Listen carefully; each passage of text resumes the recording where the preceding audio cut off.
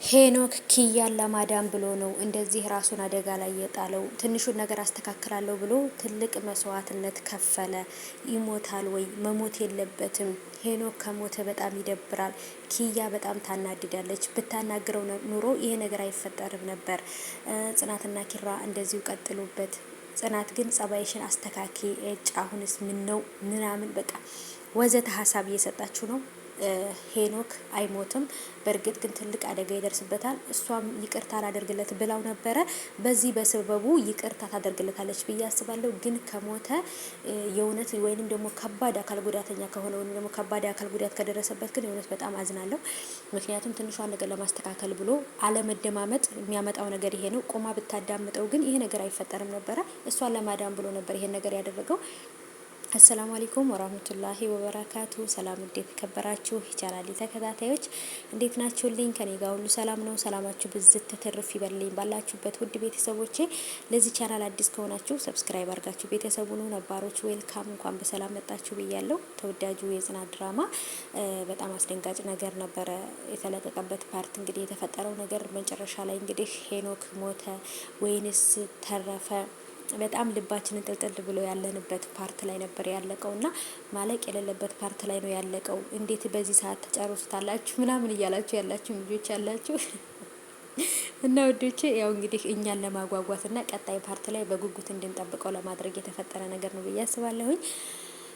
ጽናት ከዚህ በኋላ ለኪራ ክብር ስጪው። የሚደውልልሽን ልጅም ብሎክ አድርገሽ ሁሉን ነገር አስተካከይ። ለኪራ እውነቱን ትንገረው። ለኪራ እውነቱን ተናግራ ነገሮችን ካላስተካከሉ ነገሮች ወደ ያልተጠበቀ መንገድ ነው የሚሄደው። ጽናት ማስተካከል አለባት።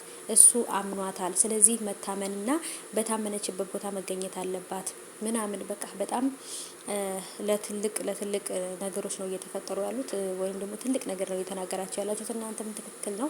ጽናት ጸባዩን ካላስተካከለች እኔ ራሴ የእውነት ጽናት ልታስጠላኝ ነው ማለት ነው። እኔ በጣም ነው የምወዳት ጽኑዬን፣ ግን ደግሞ በዚሁ ከቀጠለች ግን እኔም ራሴ ልታስጠላኝ ነው። እና እሌኒ ወደ መጣችበት ትመለስም የሚል ኮሜንት አይቻለሁ እኔ በሰራሁት ቪዲዮ ላይ። እሌኒ ልጇን ይዛ ወደ መጣችበት ትመለስ።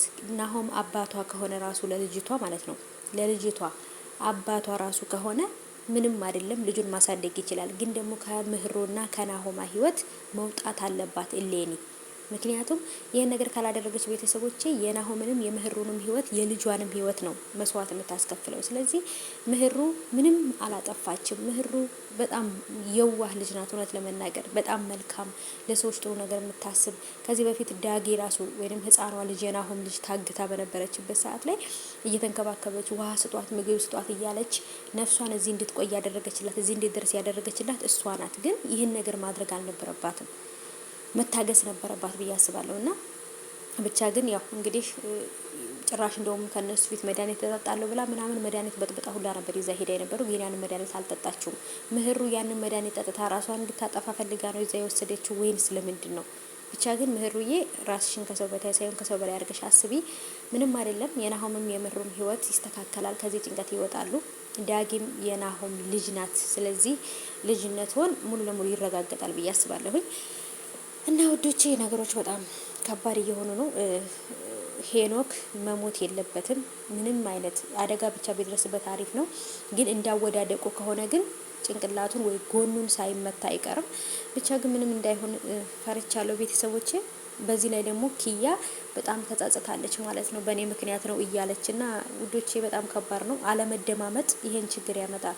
ቢደማመጡና ቢነጋገሩ ሄኖክና ኪያ ቆማ ብታዳምጠው እሷን ለማዳን ብሎ ራሱን እንደዚህ አይነት ችግር ውስጥ አይከትም ነበረ።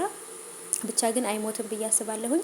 እናንተስ ቤተሰቦቼ ሄኖክ ይሞታል ወይንስ አይሞትም? እስቲ ኮሜንት አስቀምጡልኝ።